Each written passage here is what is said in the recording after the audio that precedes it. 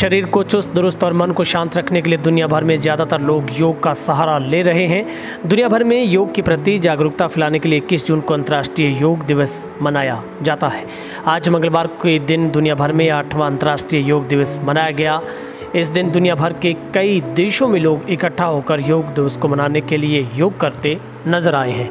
इसी कड़ी में डबवाली के रामगढ़ गांव के प्राचीन शिव मंदिर में भी अंतर्राष्ट्रीय योग दिवस को धूमधाम से मनाया गया।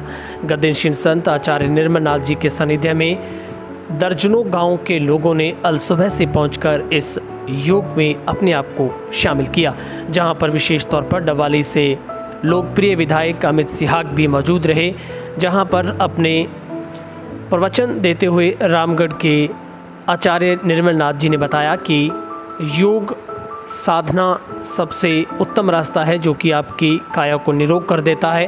और उन्होंने बताया कि अंतर्राष्ट्रीय योग दिवस मनाने की पहल भी भारत सरकार की ओर से की गई थी, जब सबसे पहले साल 2014 में योग दिवस को अंतर्राष्ट्रीय स्तर पर मनाने की शुरुआत हुई थी, जिसके बाद अब 200 से ज़्यादा देशों में हर वर्ष 21 जून के दिन जो कि योग को मनाया जाता है। आचार्य निर्मलनाथ ने बताया कि आज के आधुनिक दौर में व्यस्तता के बीच शरीर को निरोग और स्वस्थ रखने में योग सभी की मदद करता है। शारीरिक और मानसिक प्रकार की सभी बीमारियों को शरीर से दूर रखने के साथ साथ योग के सभी जीवन पर पॉजिटिव प्रभाव छोड़ता है।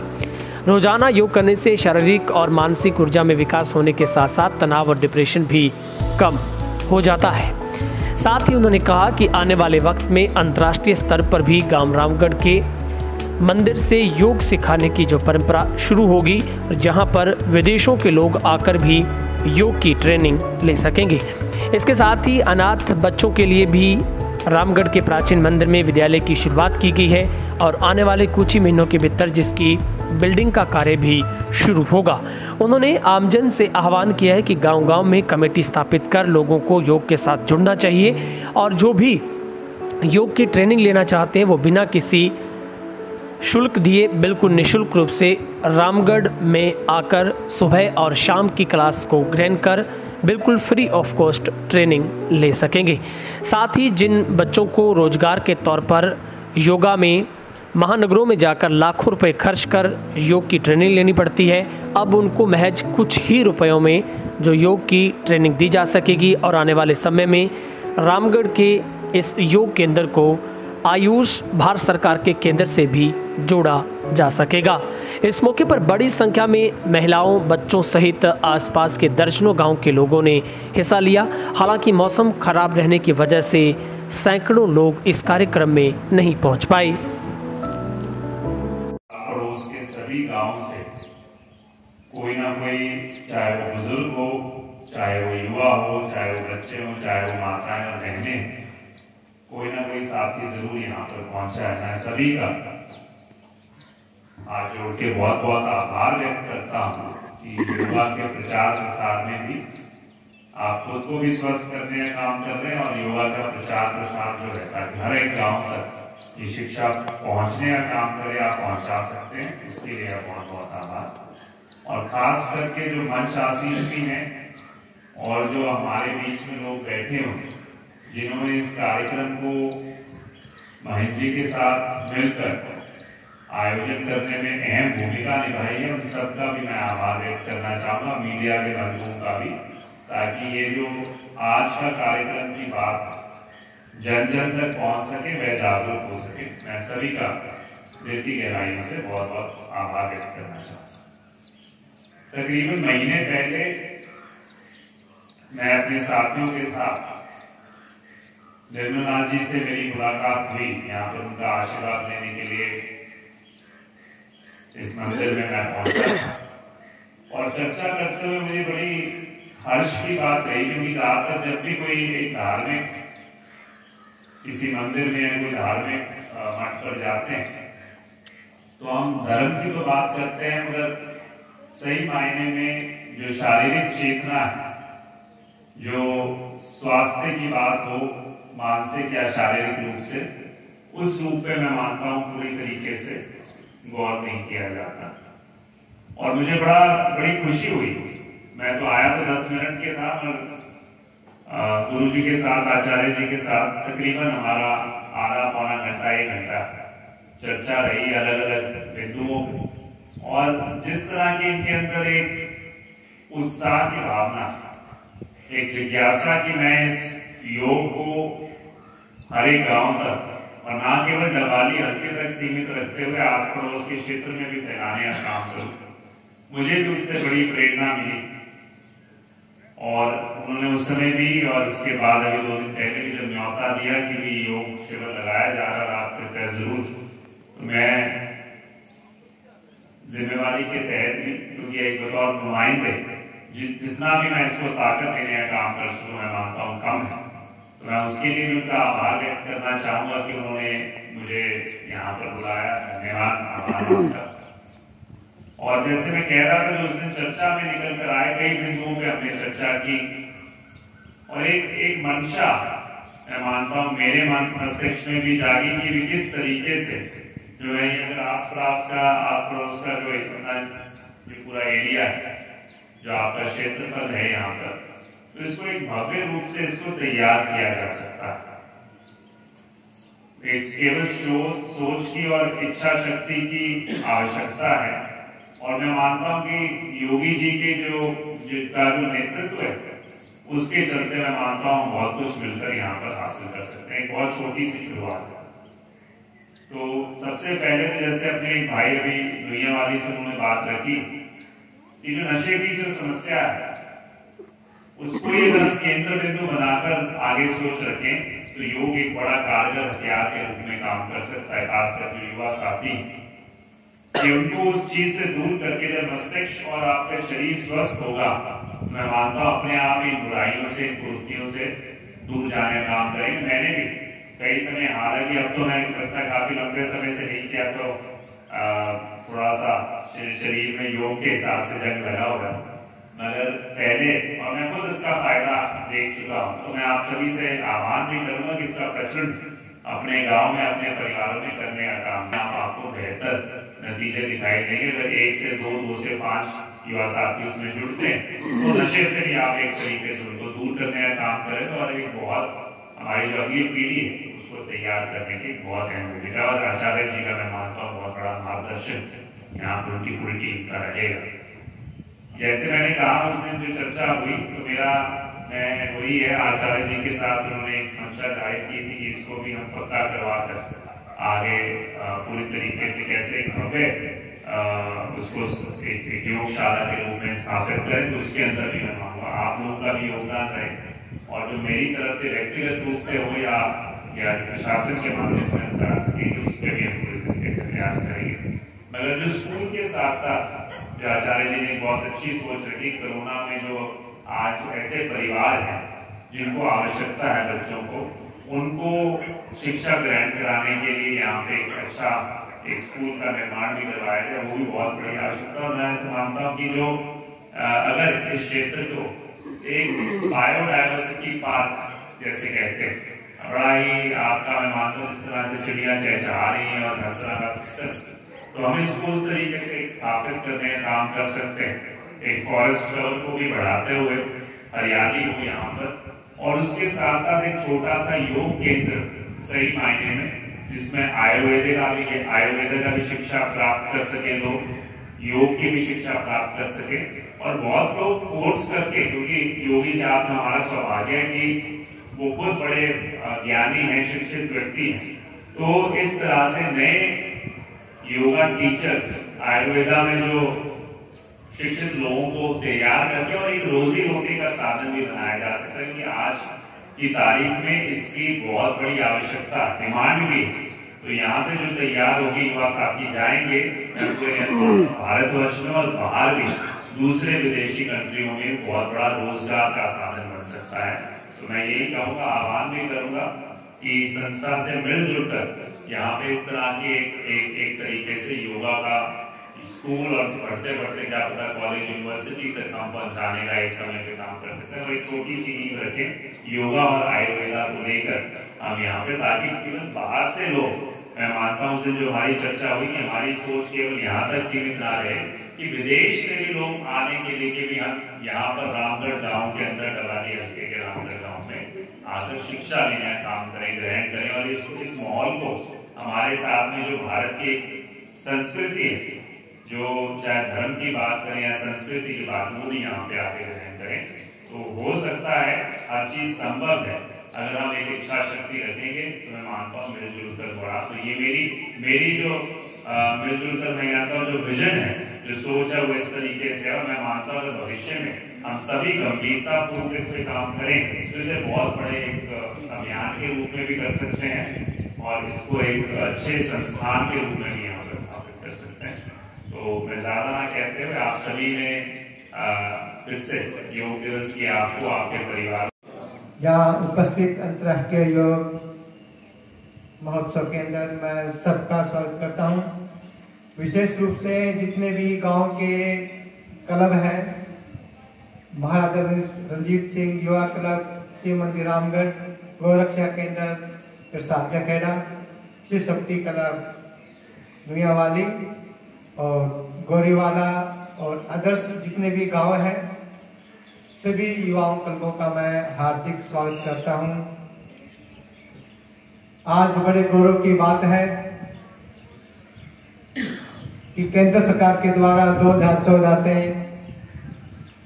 इस योग दिवस को चालू किया गया। भारत अनादिकाल से ही धर्म गुरु कहलाता है,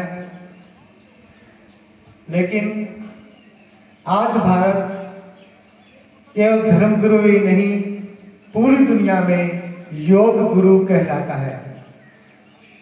आपको जानकर बड़ा हर्ष होगा कि केवल भारत ही नहीं, लगभग 213 देश आज के दिन इसी समय विभिन्न, शायद समय कंट्री के हिसाब से विभिन्न हो सकता है,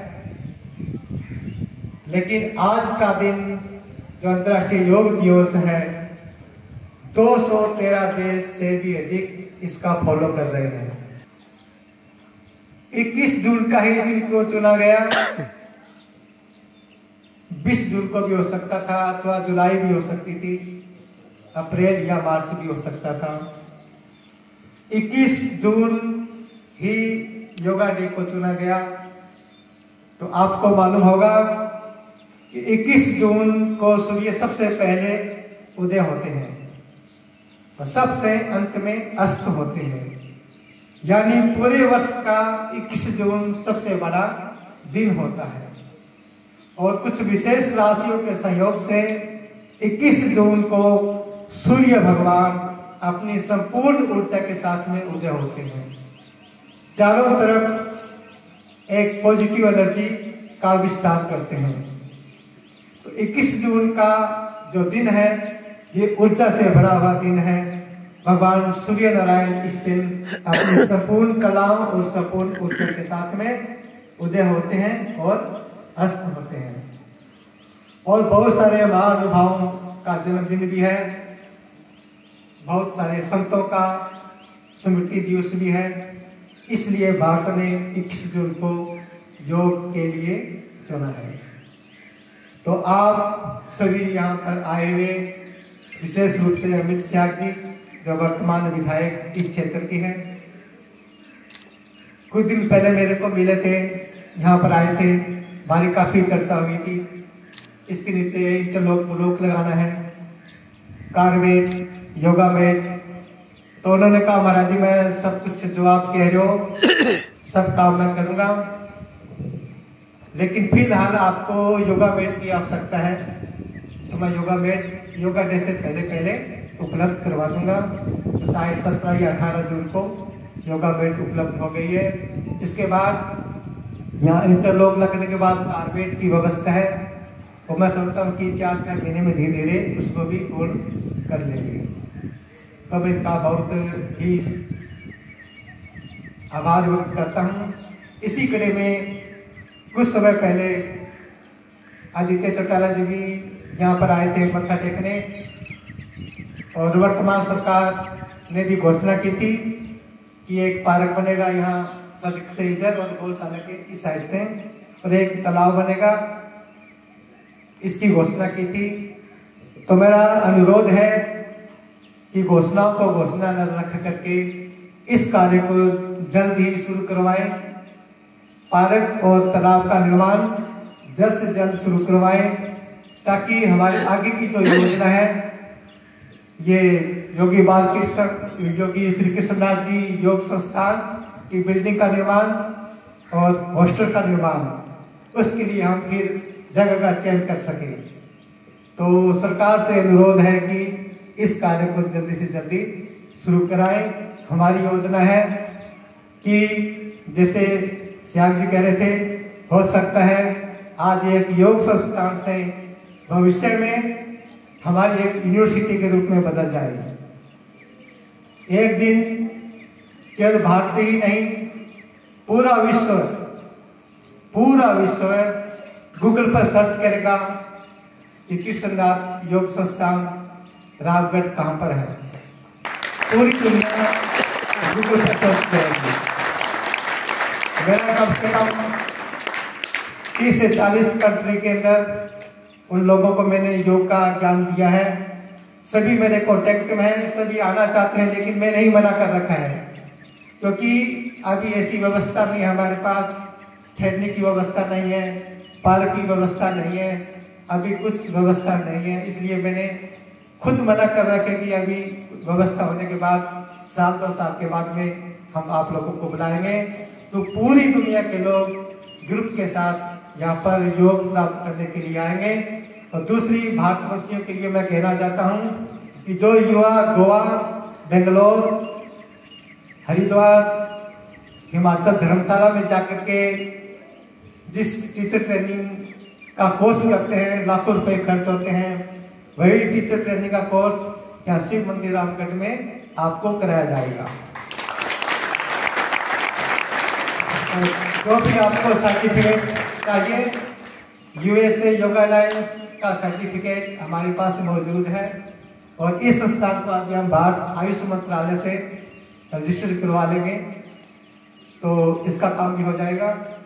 तो जिसको भी यहाँ पर कोर्स करना हो, जो ऋषिकेश बेंगलोर में जाकर के कम से कम 1 लाख रुपए से ऊपर खर्च होता है, वो कोर्स आपका यहाँ मात्र 20-21 हजार रुपए में हो जाएगा। और दूसरी मैंने योजना बनाई है कि कोरोना महामारी के कारण जो बच्चे अनाथ हो गए, जिनके ना चाचा है, ना ताऊ है, ना बुआ है, कोई भी परिवार में बच्चा नहीं है, ऐसे जो बालक हैं 10 साल से लेकर के 10 से छोटे भी होंगे तो भी चलेंगे, युवा तक जो भी बच्चे हैं, बालक हैं, वह हरियाणा, पंजाब की नहीं, पूरे भारतवर्ष में जिसका भी कहीं कॉन्टेक्ट हो, तो पूरे भारत में किसी भी राज्य से वह बालक यहाँ पर आ सकते हैं। उनको अच्छा प्रशिक्षण दिया जाएगा, जहाँ तक वो पढ़ सकते हैं, MA BA उनको कराई जाएगी। उनके रहने की व्यवस्था, उनके कपड़ों की व्यवस्था, सारी व्यवस्था ये योग संस्थान उसको करेंगे, और आप सब लोगों के सहयोग से। और नंबर 3, जैसे कि राकेश जी कह रहे थे, 250 नहीं 500 खड्डे खुदवाए हैं हमने। 500 खड्डे खुदवा करके तैयार रख रखे हैं वृक्षों के लिए, क्योंकि मनुष्य दुखी क्यों है कि हम प्रकृति से दूर चले गए हैं। हम जितना प्रकृति से दूर जाएंगे उतने ही दुखी होंगे। तो अब हमें कोशिश करनी है कि प्रकृति के समीप जाएं।